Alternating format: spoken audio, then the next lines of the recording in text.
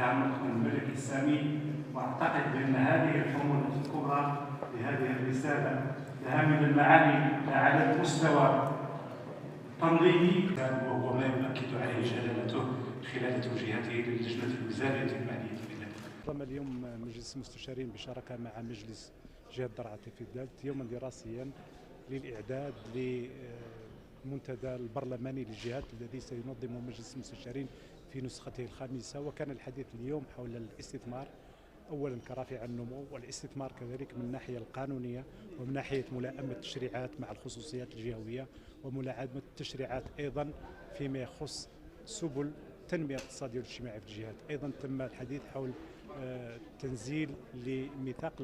لا تركيز إداري والقوانين المرتبطة به، واعتقد بأن كانت فرصة أيضا للاطلاع على حجم التنمية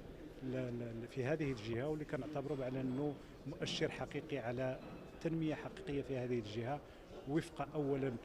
ما يريده صاحب الجلالة حفظه الله لهذا البلد، ووفق كذلك تطلع مجالس جهوية ومنتخبة منسجمة قادرة على أنها تدير تنمية اقتصادية واجتماعية التي سيكون لها الوقع على كل ساكنة.